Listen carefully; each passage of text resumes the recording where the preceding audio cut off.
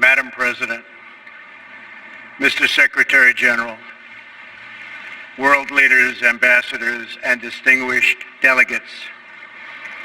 1 year ago, I stood before you for the first time in this grand hall. I addressed the threats facing our world, and I presented a vision to achieve a brighter future for all of humanity. Today I stand before the United Nations General Assembly to share the extraordinary progress we've made. In less than 2 years, my administration has accomplished more than almost any administration in the history of our country. America's so true.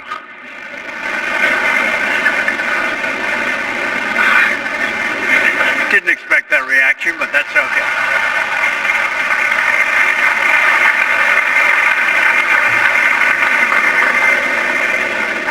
America's economy is booming like never before. Since my election, we've added $10 trillion in wealth. The stock market is at an all-time high in history, and jobless claims are at a 50-year low. African American, Hispanic American, and Asian American unemployment have all achieved their lowest levels ever recorded. We've added more than 4 million new jobs, including 500,000 manufacturing jobs. We have passed the biggest tax cuts and reforms in American history.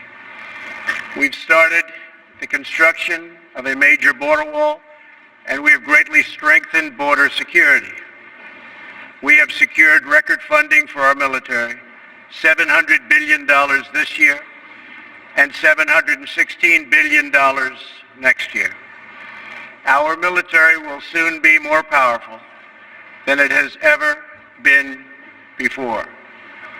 In other words, the United States is stronger, safer, and a richer country than it was when I assumed office less than 2 years ago. We are standing up for America and for the American people, and we are also standing up for the world. This is great news for our citizens and for peace-loving people everywhere. We believe that when nations respect the rights of their neighbors and defend the interests of their people, they can better work together to secure the blessings of safety, prosperity, and peace. Each of us here today is the emissary of a distinct culture, a rich history, and a people bound together by ties of memory, tradition, and the values that make our homelands like nowhere else on earth. That is why America will always choose independence and cooperation over global governance, control, and domination. I honor the right of every nation in this room to pursue its own customs, beliefs, and traditions. The United States will not tell you how to live or work or worship. We only ask that you honor our sovereignty in return. From Warsaw to Brussels to Tokyo to Singapore, it has been my highest honor to represent the United States abroad. I have forged close relationships and friendships and strong partnerships with the leaders of many nations in this room, and our approach has always yielded incredible change. With support from many countries here today, we have engaged with North Korea to replace the specter of conflict with a bold and new push for peace. In June, I traveled to Singapore to meet face-to-face with North Korea's leader, Chairman Kim Jong-un. We had highly productive conversations and meetings, and we agreed that it was in both countries' interest to pursue the denuclearization of the Korean Peninsula. Since that meeting, we have already seen a number of encouraging measures that few could have imagined only a short time ago. The missiles and rockets are no longer flying in every direction. Nuclear testing has stopped. Some military facilities are already being dismantled. Our hostages have been released, and as promised, the remains of our fallen heroes are being returned home to lay at rest in American soil. I would like to thank Chairman Kim for his courage and for the steps he has taken, though much work remains to be done. The sanctions will stay in place until denuclearization occurs. I also want to thank the many member states who helped us reach this moment, a moment that is actually far greater than people would understand, far greater. But for also their support and the critical support that we will all need going forward. Special thanks to President Moon of South Korea, Prime Minister Abe of Japan, and President Xi of China. In the Middle East, our new approach is also yielding great strides and very historic change. Following my trip to Saudi Arabia last year, the Gulf countries opened a new center to target terrorist financing. They are enforcing new sanctions, working with us to identify and track terrorist networks, and taking more responsibility for fighting terrorism and extremism in their own region. The UAE, Saudi Arabia, and Qatar have pledged billions of dollars to aid the people of Syria and Yemen, and they are pursuing multiple avenues to ending Yemen's horrible, horrific civil war.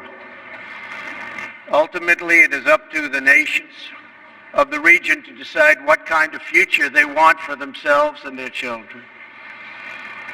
For that reason, the United States is working with the Gulf Cooperation Council, Jordan, and Egypt to establish a regional strategic alliance so that Middle Eastern nations can advance prosperity, stability, and security across their home region. Thanks to the United States military and our partnership with many of your nations, I am pleased to report that the bloodthirsty killers known as ISIS have been driven out from the territory they once held in Iraq and Syria. Help secure your website with GoDaddy. Encrypt your website state.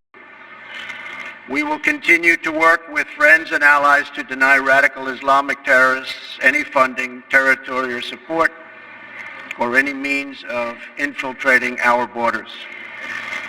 The ongoing tragedy in Syria is heartbreaking. Our shared goals must be the de-escalation of military conflict, along with a political solution that honors the will of the Syrian people. In this vein, we urge the United Nations-led peace process be reinvigorated. But rest assured, the United States will respond if chemical weapons are deployed by the Assad regime. I commend the people of Jordan and other neighboring countries for hosting refugees from this very brutal civil war. As we see in Jordan, the most compassionate policy is to place refugees as close to their homes as possible, to ease their eventual return to be part of the rebuilding process. This approach also stretches finite resources to help far more people, increasing the impact of every dollar spent. Every solution to the humanitarian crisis in Syria must also include a strategy to address the brutal regime that has fueled and financed it, the corrupt dictatorship in Iran. Iran's leaders sow chaos, death, and destruction. They do not respect their neighbors or borders or the sovereign rights of nations. Instead, Iran's leaders plunder the nation's resources to enrich themselves and to spread mayhem across the Middle East and far beyond. The Iranian people are rightly outraged that their leaders have embezzled billions of dollars from Iran's treasury,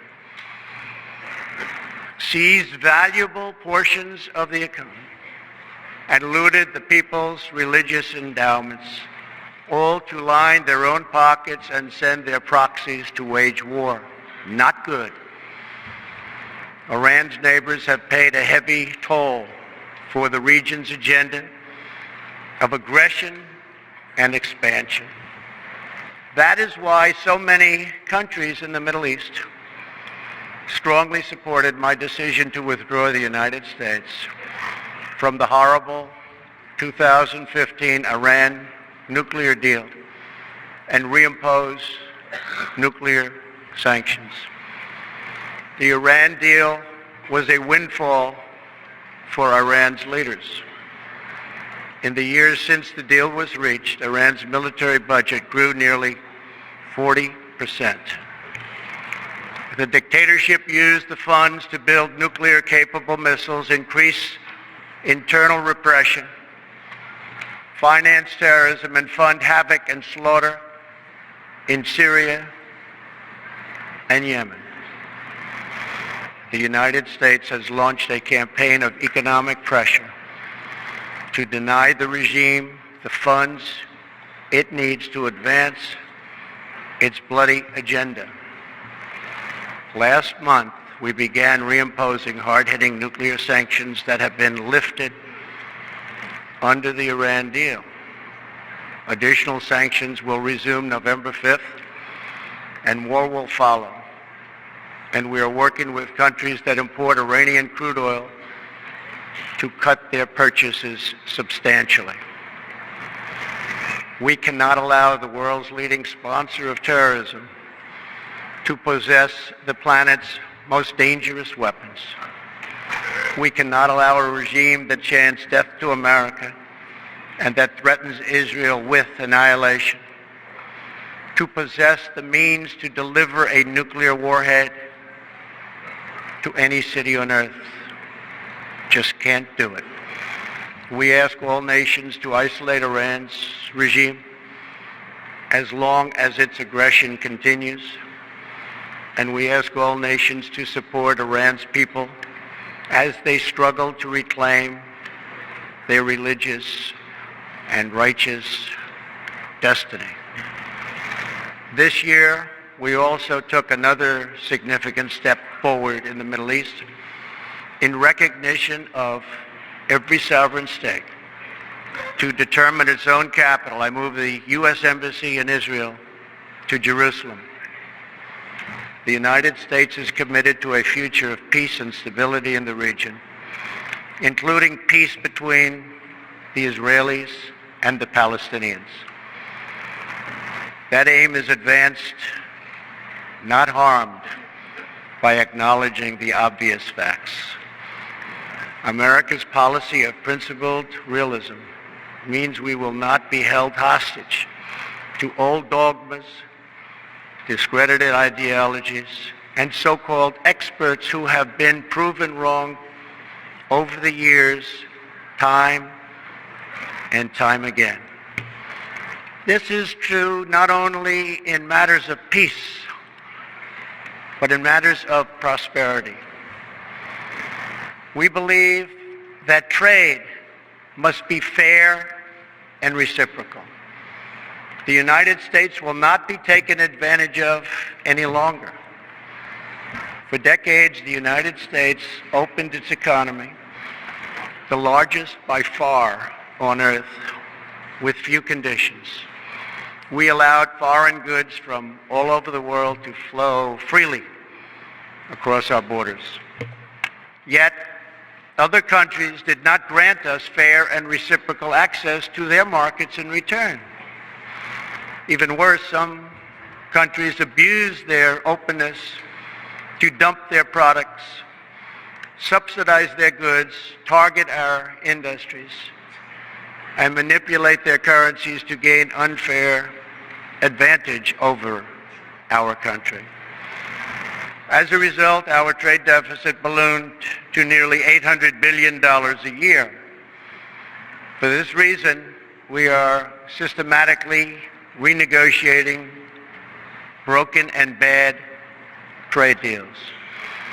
Last month, we announced a groundbreaking U.S.-Mexico trade agreement. And just yesterday, I stood with President Moon to announce the successful completion of the brand new U.S.-Korea trade deal. And this is just the beginning.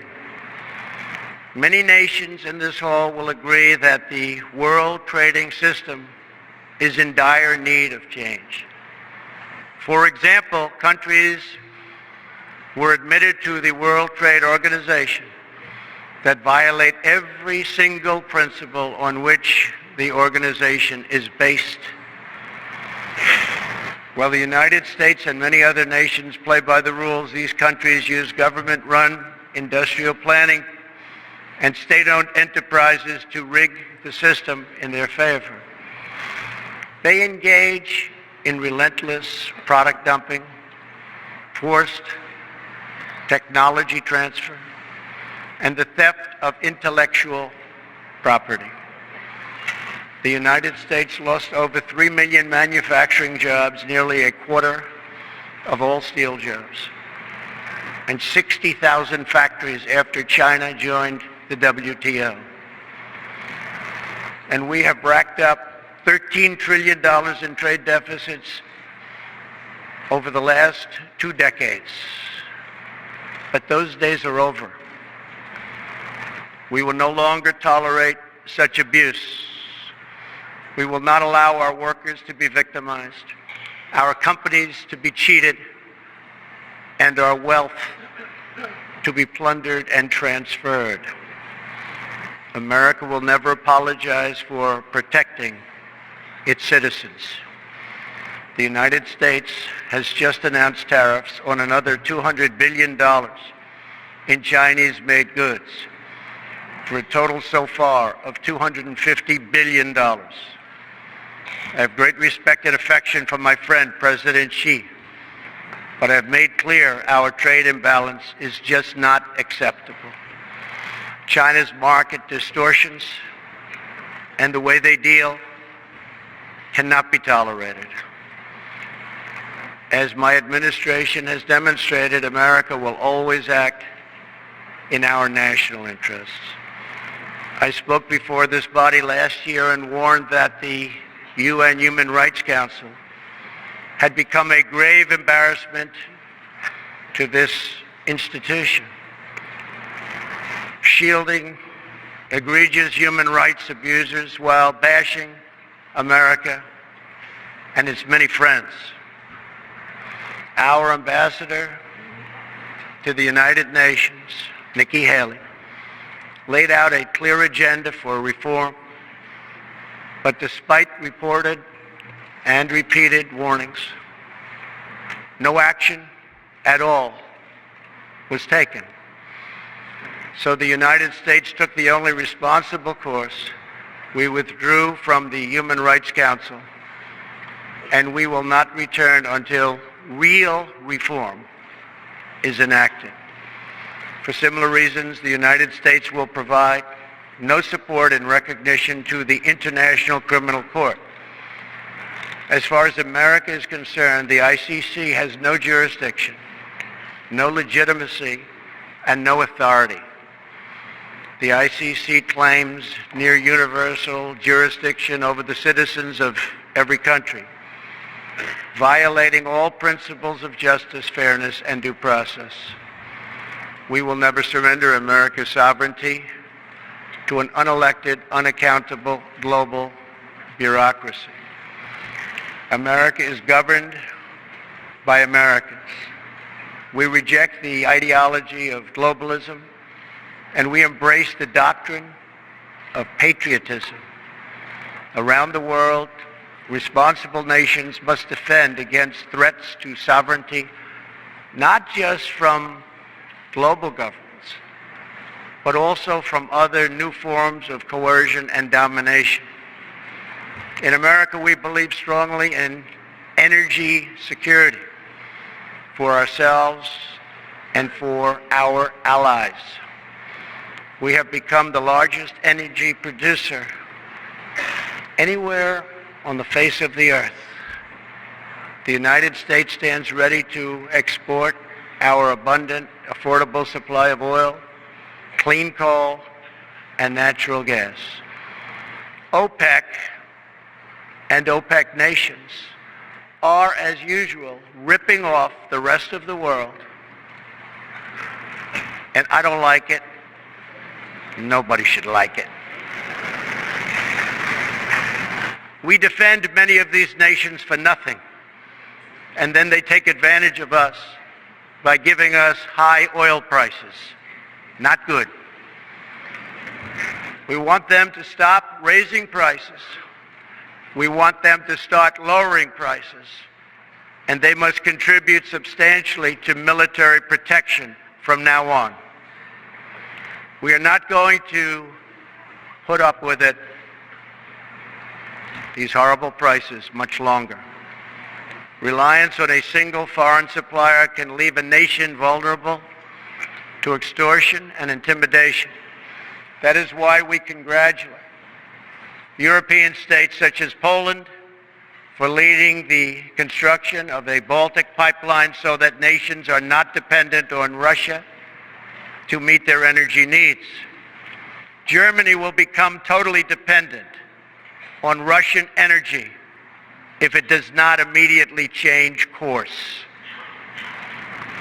Here in the Western Hemisphere, we are committed to maintaining our independence from the encroachment of expansionist foreign powers.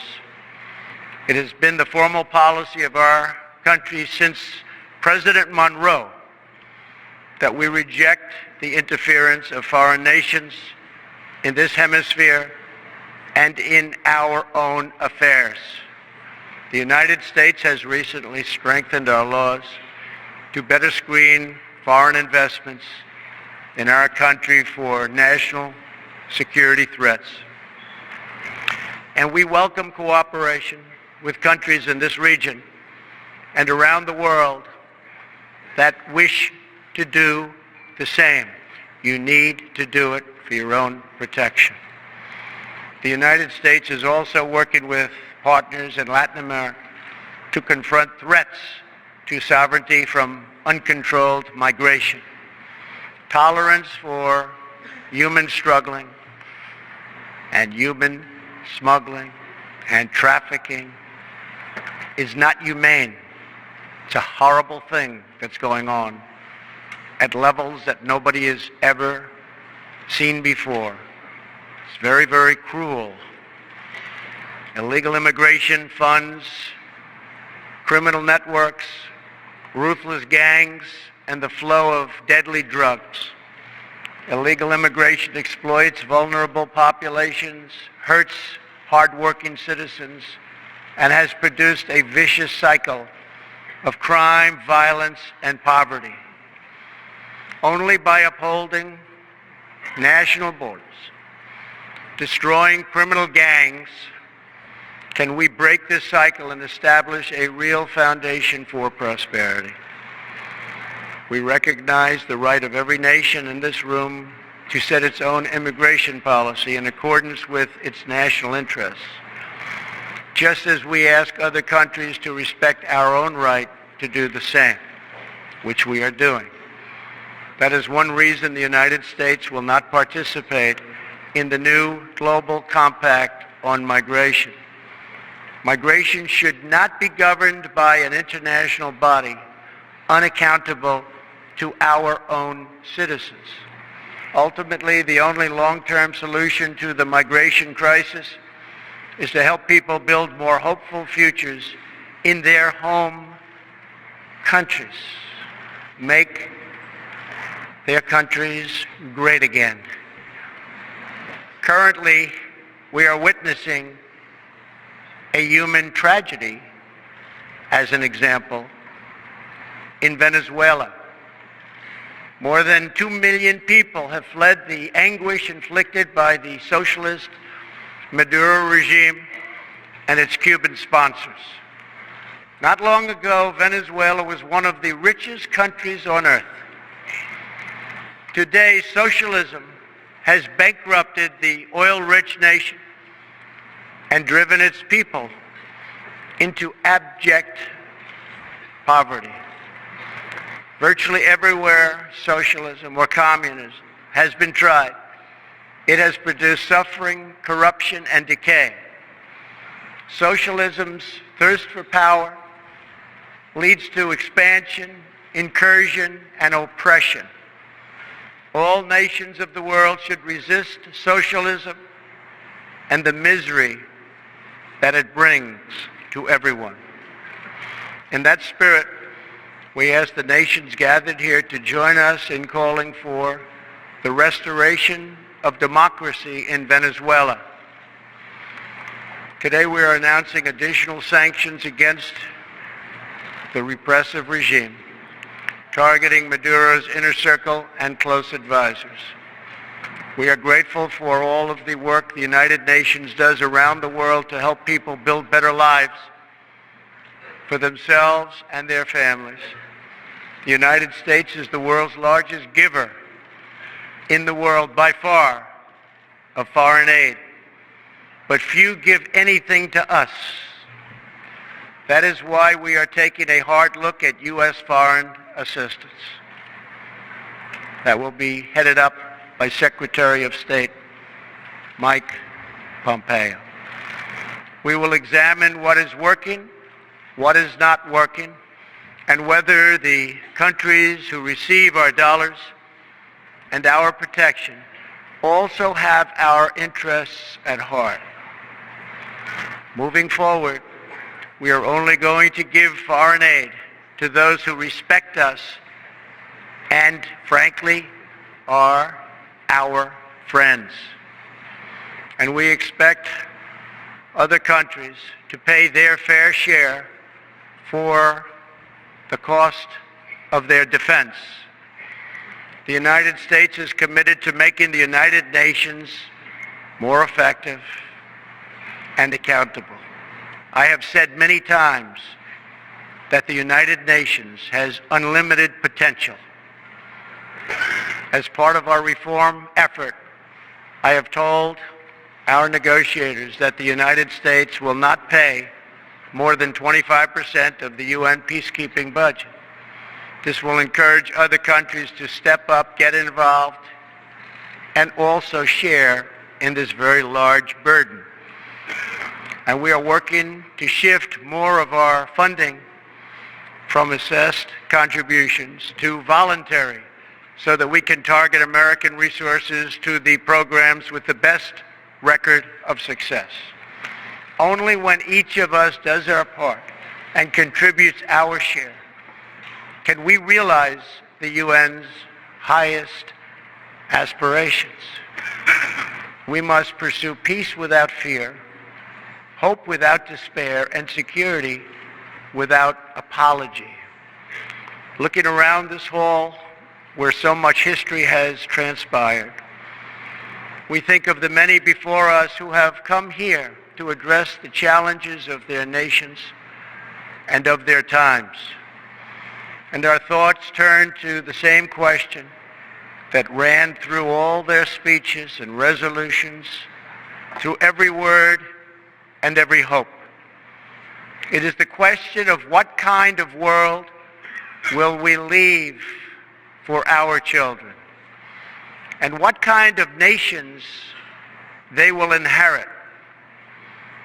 The dreams that fill this hall today are as diverse as the people who have stood at this podium, and as varied as the countries represented right here in this body are. It really is something. It really is great, great history. There is India, a free society over 1 billion people, successfully lifting countless millions out of poverty and into the middle class. There is Saudi Arabia, where King Salman and the Crown Prince are pursuing bold new reforms. There is Israel, proudly celebrating its 70th anniversary as a thriving democracy in the Holy Land. In Poland, the great people are standing up for their independence, their security, and their sovereignty. Many countries are pursuing their own unique visions, building their own hopeful futures, and chasing their own wonderful dreams of destiny, of legacy, and of a home. The whole world is richer. Humanity is better because of this beautiful constellation of nations, each very special, each very unique, and each shining brightly in its part of the world. In each one, we see awesome promise of a people bound together by a shared past and working toward a common future. As for Americans, we know what kind of future we want for ourselves. We know what kind of a nation America must always be. In America, we believe in the majesty of freedom and the dignity of the individual. We believe in self-government and the rule of law. And we prize the culture that sustains our liberty, a culture built on strong families, deep faith, and fierce independence. We celebrate our heroes. We treasure our traditions. And above all, we love our country. Inside everyone in this great chamber today, and everyone listening all around the globe, there is the heart of a patriot that feels the same powerful love for your nation, the same intense loyalty to your homeland. The passion that burns in the hearts of patriots and the souls of nations has inspired reform and revolution, sacrifice and selflessness, scientific breakthroughs, and magnificent works of art. Our task is not to erase it, but to embrace it, to build with it, to draw on its ancient wisdom, and to find within it the will to make our nations greater, our region safer, and the world better. To unleash this incredible potential in our people, we must defend the foundations that make it all possible. Sovereign and independent nations are the only vehicle where freedom has ever survived, democracy has ever endured, where peace has ever prospered. And so we must protect our sovereignty and our cherished independence above all. When we do, we will find new avenues for cooperation unfolding before us. We will find new passion for peacemaking rising within us. We will find new purpose, new resolve, and new spirit flourishing all around us, and making this a more beautiful world in which to live. So together, let us choose a future of patriotism, prosperity, and pride. Let us choose peace and freedom over domination and defeat. And let us come here to this place to stand for our people and their nations, forever strong, forever sovereign, forever just, and forever thankful for the grace and the goodness and the glory of God.